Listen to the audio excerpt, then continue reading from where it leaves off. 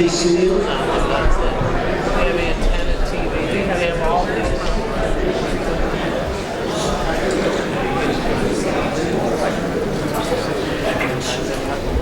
Hello, everybody. It is so nice to see you. We have a packed house. We're delighted to see you all. I am Mel Simons, and I am just so fortunate to be hosting this program with two ladies that I have been in love with my entire life. Many of you surely will agree with me. That's the truth, guys. To my left, the lady you all know and loved, one of the great actresses ever, three-time Academy Award nominee, Golden Globe winner, many, many other awards that we'll get to. Rosetta Jacobs, you know her as Piper Laurie.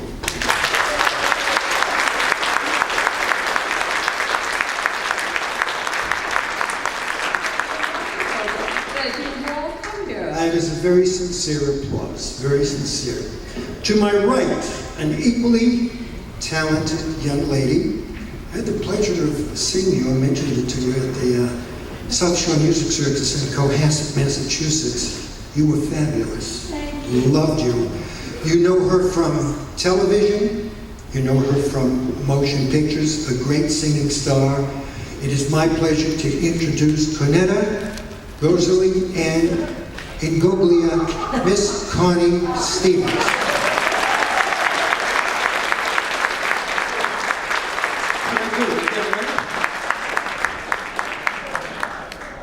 Piper, you were originally born in Detroit, Michigan, and Connie in Brooklyn, New York. All right, Brooklyn! The applause is small but sincere. Thank you. Piper, at what age, I'm going to ask you both the same question. At what age, Piper, did you get the show business bug that you knew you wanted to perform? Well, I got the bug long before I knew what I wanted to do with it. Apparently, I have a very small memory of it, at the Fox Theater in Detroit, when I was about 2 or 3 years old. All the children in the audience were invited to come on stage and collect peanuts from Ted Lewis. Does anyone remember Ted Lewis? Is everybody happy? Oh, sorry. And so, for some inexplicable reason, I just got out of my seat and walked up the aisle onto the stage and held my skirt out and got all the peanuts I could carry. My sister was so embarrassed, she talked about it for years because I showed my underpants. But I didn't realize I wanted to be an actress until I was about 6th grade, 11. We had an assignment in school to memorize something and recite it. And out of need, because I was extremely shy and quiet, my parents enrolled me in a local elocution class. And I learned to recite a couple of monologues. And so I thought, well, I already know something I've memorized. So when it was my turn in school to get up there, I did a comedy monologue called The Old Maid. And I impersonated all these men with accents who were pursuing the old maid. And I got such a response from the class that it changed my life. And what a life you've had. Indeed. Connie, same question. At what age were you when you kind of had the show business bug and you wanted to be a performer? Well, in Brooklyn, can you hear me? In Brooklyn on a Saturday, you could go and see 2 movies, 14 cartoons, 2 other shorts, and Dead End Kids and Sabu. I wanted to be Sabu and get on that magic carpet and get out of Brooklyn. So I was a child. I just said, yeah, I'm going to do that. And the rest, of course, is history. Absolutely. Now, you had done a few B movies, and then Jerry Lewis discovered you. How did Jerry discover you? And there are no B movies. Sorry. I did a film called Young and Dangerous, and I was very. And I did one line in that film. And I sang on Dragstrip Riot with 3 boys that I was singing with. They were the Lettermen. We had a vocal group. In high school, we went all through high school, we sang together, and Jerry Lewis saw that film and put me in the film Rockabye Baby. I was 17. Yeah, that's how it all happened. Wow. What was Jerry Lewis like? What were your personal memories of him as a person? He was very funny. He was a lot funnier when I was younger. I can relate to that, Connie. I thought he was hysterical. He used to pick up a salt shaker and put it in front of his nose and go, "What did you say?" And everything would fall all over the place. And when I auditioned for him, when I met him, he wanted to see which actress had a funny bone, as a lot of the comedians talk about it. Who vacated the role that I was privileged to get was a young actress by the name of Debbie Reynolds, who was having her second child with a guy by the name of Eddie Fisher. Who you know well, by the way, yes. And so I auditioned for him, and he was very serious, and I was very serious, and he just looked at me and he said, "Do you like veal cutlets?" You know how he does that. And I started laughing so hard I got the part. You know, speaking of Eddie Fisher, I did an interview. Well, this is very nice what I'm going to say. This is a true story. I said, "Eddie, I'd like to ask you a personal question. And if you don't want to answer, it's perfectly all right." He was married 5 times. I said, "Who was your favorite wife?" Connie Stevens. No way. I swear to God. I swear to God. If I am lying, may the ceiling fall. Watch it. That was his answer, honestly. And two children by Eddie Fisher. That's right, I have 2 beautiful girls, and he was a pretty nice guy. Piper. I was only married once.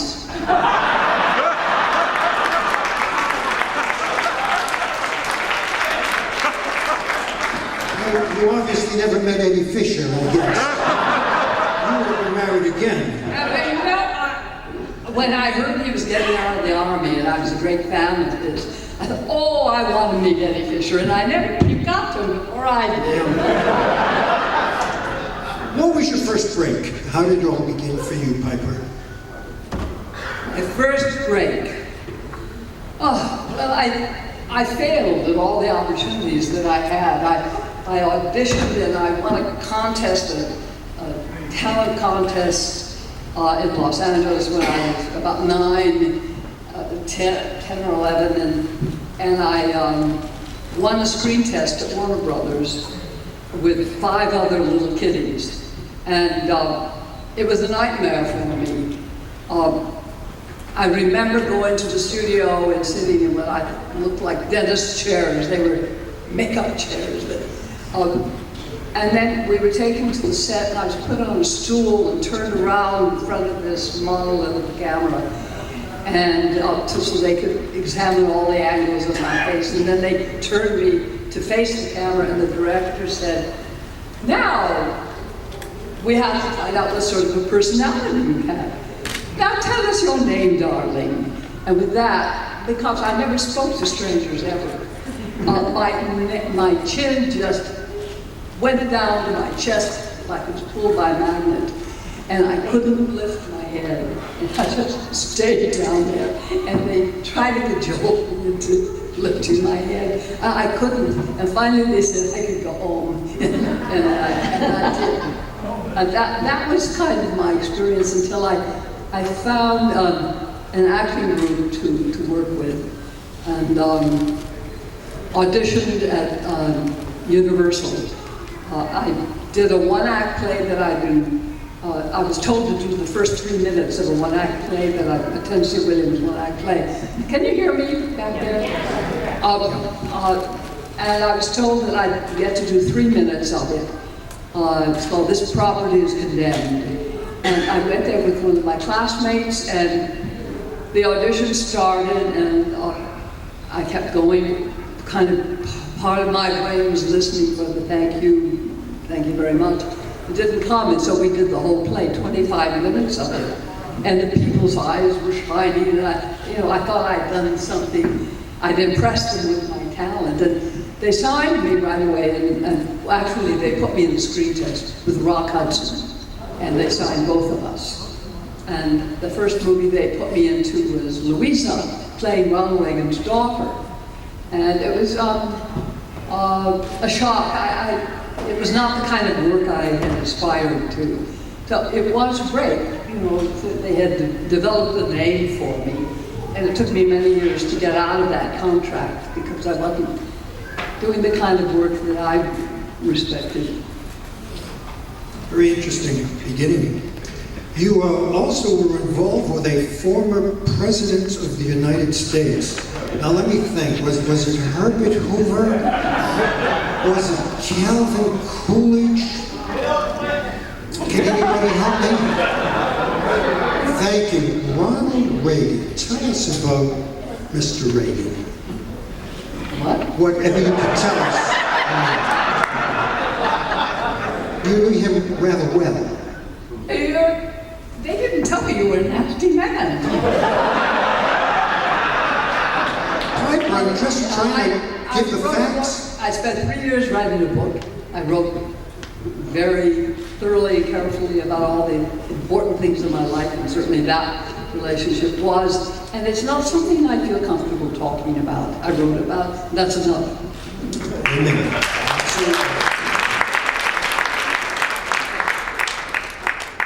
Connie, there have been many, many great songs written over the years. Standards like Somewhere Over the Rainbow, Stardust, and Kookie, Kookie, Let Me Go Home. It brings tears to my eyes when I think of that. Tears to mine.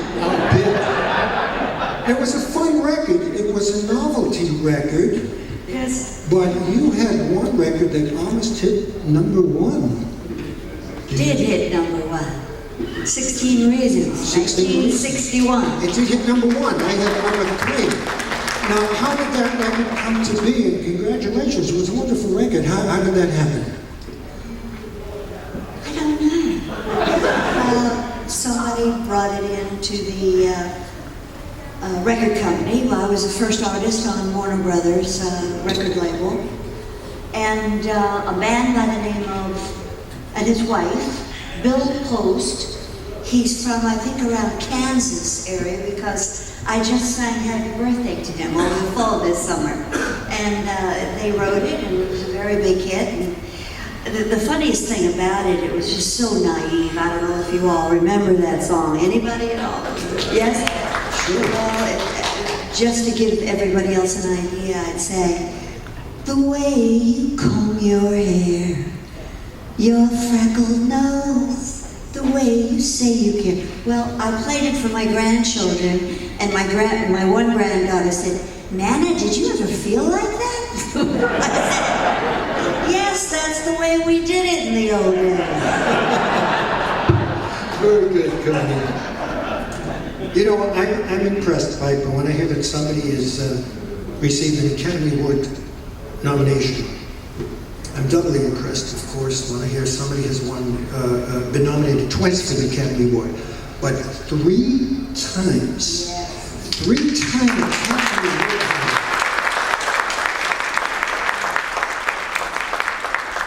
And the 3 movies, just to refresh your memory, folks, the first one was The Hustler, the second one was Carrie, and the third one was Children of a Lesser God. Could you comment on your personal feelings about all 3? I was stunned when I was given the script of The Hustler and knew on page 3 that I wanted to be in it, even though my heart doesn't come up until page 40. It was a very intense time, and I'm very proud of the picture, and it took me many years to really appreciate the finished film. When I went to the first screening of it in New York, I was horrified because my imagination had etched something so vivid about when I first read the script. And I lost that while we were actually working. But I expected something different. It wasn't better, it was just different. And it took a good 15 years before I saw the movie and thought it was a really good movie. It was. Yeah. And I saw it a few years ago and it still holds up. All good movies like a fine wine. It's better every time you see it. How about the other movies? Carrie was, I'd stopped making movies after the Hustler, and I didn't make one for another 15 years. I moved to the country, I became a wife, mother, stone carver, a baker, and I didn't miss acting at all. And then suddenly I began to feel it would be sort of fun to go play in the theater or to do a movie again. But I knew I'd never get invited. But suddenly I was invited to go to the city and meet this new young director, Brian De Palma. And anyway, I got the part. And it was like going on a vacation. I mean, compared to housework and babies and things like that. And I was being paid, and I had this tremendously hilarious opportunity to play act like you do when you're a child, and I could play this mean lady in Carrie, and I had a delicious time. Never laughed so much in my life. And I think for the kind of movie it is, it's terrific. Yes, it is. How about Children of the Lesser God? Comments on I think that? it's an underrated movie. Not as many people have seen it that should. And I think John Hurt, William Hurt, it should have gotten an Academy Award as well as Marley Mason. They were both just fantastic. And may I add, you were terrific in all three movies. Thank you. Well deserved.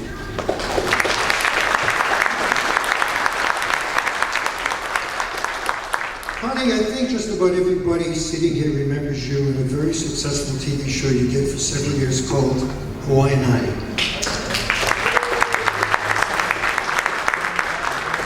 Tell us your personal memories working on that show. Oh, there are so many. One thing stands out to me as a kid. I went under contract to Warner Brothers, and I was the last contract player when it all ended those days. But I would go in, I had what we called a blanket call, which was a little unfair to all of us young actors. I would have to be there at 6 o'clock in the morning, whether I was working that day or not. How do you like that, Piper?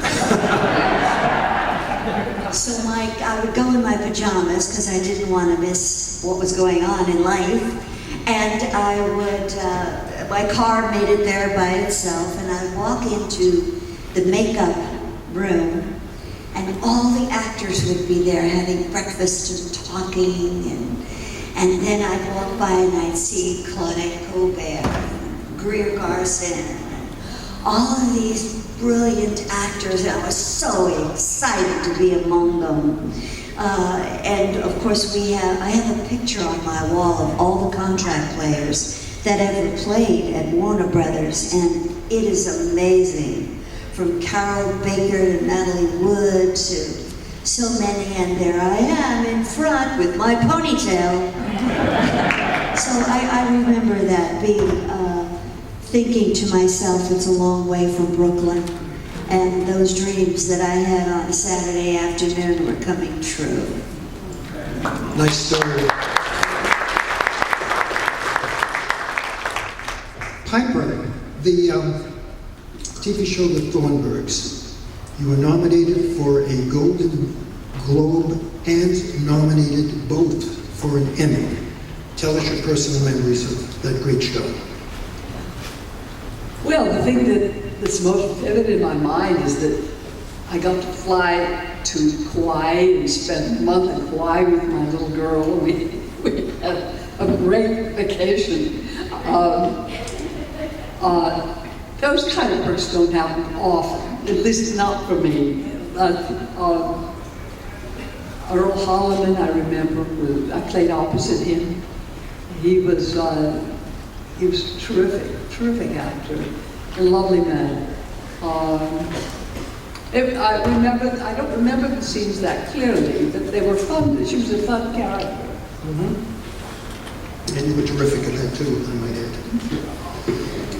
Connie, one of my all-time favorite entertainers was George Burns. I absolutely adore George Burns. I had the pleasure of meeting him on several occasions, and you appeared with him in a wonderful show on TV called Wendy.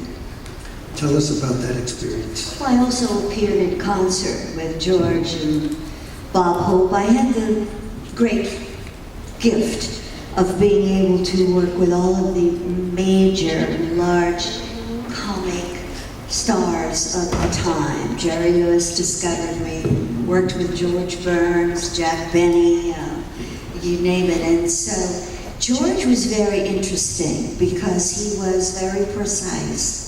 He was genius. I learned a lot. In a year working with him, it was amazing how much I did learn. He used to time the laugh comedy by taking a puff on his cigar. So I kind of got used to how his rhythm was, and it made it easier to work with him. What made it difficult to work with him was right in the middle of a scene, they'd say, cut, and he would drop his pants. And I was a young, 24-year-old actress, and I would look, and I didn't want to look down, and he had those silly boxer shorts and socks with a knee strap around his leg. And his pants were down, and somebody was taking his pants. So one day I got the courage, and I said, Mr. Burns, could I ask you a question? Why are you doing that? And he said, I don't like to get a crease in my pants. He was meticulous with his clothing, and he really did not want a crease in the crease of his pants. I couldn't believe it, how eccentric that was. But funny as hell. George was one of a kind. Yeah, he was. I loved him, absolutely adored him. Piper, in Twin Peaks, you were nominated for the Emmy, but you also won the Golden Globe Award that year.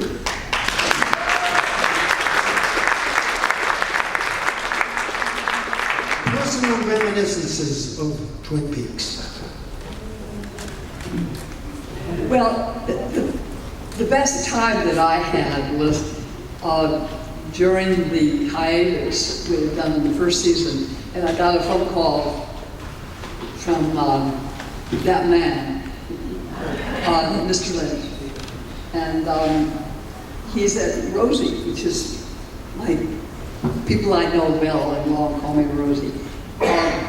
He said, I want you to think about what we're going to do. Your character, everyone thinks your character may have died in the fire at the sawmill. And when we come back, the town is going to believe that you're dead. And I want you to come back as a man, as your character, but as a man in disguise. I want you to think about what sort of man you want to be, a Mexican or a Frenchman or whatever. So I said, thank you, David. And so this was such fun to have the freedom, like a child, to imagine what sort of character I wanted to play on television.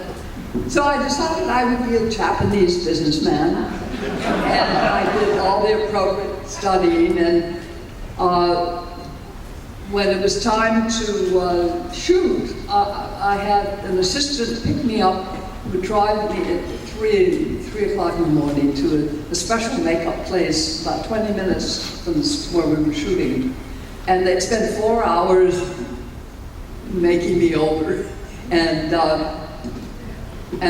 the first day we shot, I assumed that they would alter my voice electronically, but they haven't made any plans at all. And so I had to just go into into a guttural sound in my throat and chest, which I will never ever do again in my life because it really hurt. But I didn't damage anything. But I wrote a lot about it, and so many stories, and how almost I don't think anyone knew, and that was important to David Lynch, that no one, not even my family, and certainly not the cast and crew, knew that it was me. So it was very hard, and I had to keep my laughter in with things that happened that was so funny. I couldn't laugh because it would destroy the makeup. The pieces would split, and when I got home, it was so late. I was exhausted. But it was, I had endless things that I got to write about, and it was a great joy. By the way, Piper's autobiography is on sale at her table. Make sure you pick up a copy. And I had no ghostwriter.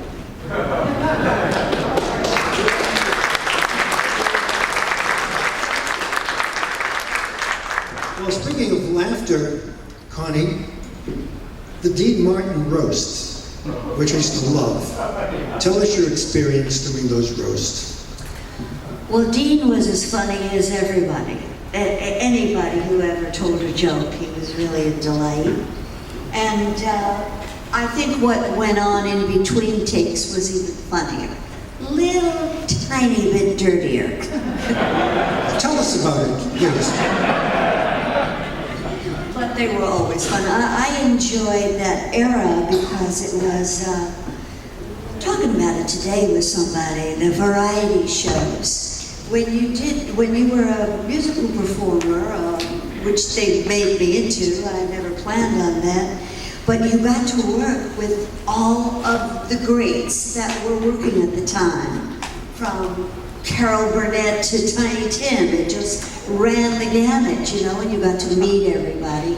And of course I love that because that's what I've always been after, is to see the whole picture, to be a part of everything that I could possibly be a part of. So I rather like that.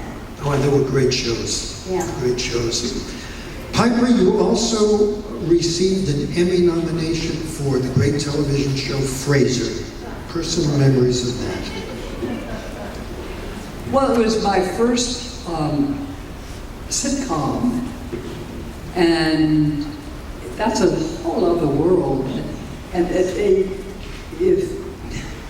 I was an experienced actor, but you have to prove it to them. They didn't trust me. They wanted me to play fully at the table read, and I found it quite exhausting. And then when we got on the floor, we got scared. But I don't know why. I mean, I have as much experience as they did on live television, but they were nervous and frightened. So I had to play fully for all the rehearsals, and I was exhausted by the time we went on air. But it was a very successful show. It sure was, Yeah. as you were. Connie, you did some U.S. folk tours with Mr. Bob Hope. Tell us about those tours and tell us about Bob Hope as a person. Well, first I'll talk about our military. I think that they are the greatest asset that America has.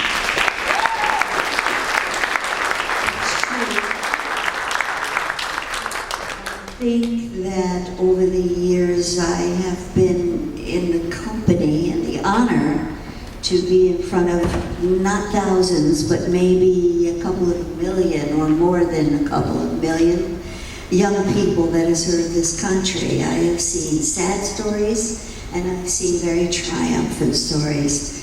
My thanks to Bob Hope because he taught me that I could serve my country. Even though I was a girl and I was from Brooklyn and was blonde and blue-eyed and 5'2", I could still do what had to be done from my perspective. So I'll always be grateful for that. We traveled all over the world. I have been in 5 different wars. I know I don't look it, I'm so young. That's true. This is a paid political announcement. But I've been on every major ship that we have, including some of the new ones, the SS Lincoln, and you know, all the way up to today. The Ohio, remember a couple of years ago when the guns exploded? I remember sticking my head in one saying, wow, they're really big, you know. And every major base that we have, including Diego Garcia, way out in the middle of the ocean, where I had the privilege of watching young people work for 8 hours on duty at a time, just to show you how important they are and they should be to us, interpreting what is being said around the world and putting it into a computer for 8 hours, listening to Arabic, Sweden, you know, you talk about it. And I spent many a Christmas Eve in the bowels of some ship, having a Christmas dinner. As a matter of fact, I finally took my girls. I said to Bob, I said, Bob, I can't go anymore. My girls, they're older now. One is going to be 19 years old. And he said, oh, you're kidding, you know, because I had been going out with him. So I said, I just can't go anymore. He said, how old are they now? I said, well, one's going to be 20 and the other one's going to be 19.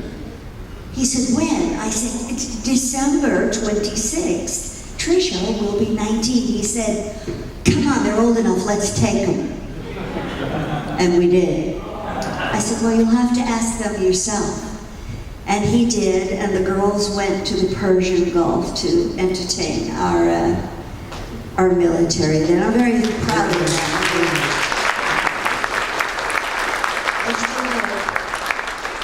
What was Bob Hope like as a person? He was, he just seemed to never get tired, and I finally figured out why. Because he could go maybe about an hour and a half and then sit down, and you'd think he was looking at you, and he wasn't, he was asleep. He used to take cat naps. So every time you'd see him go and sit down all by himself, you knew to go away because he was going to sleep for 10 minutes, and I think that's how he got his energy. As a matter of fact, he told me that. And he was so kind to the young men that, you know, we entertained, and everybody loved him. And as long as I can remember, there's somebody that said, I saw you in Da Nang, I saw you in Milan, I saw you in the Antarctic region, and it's amazing to me. And I don't even know how I did it all sometimes, but I'm very grateful, and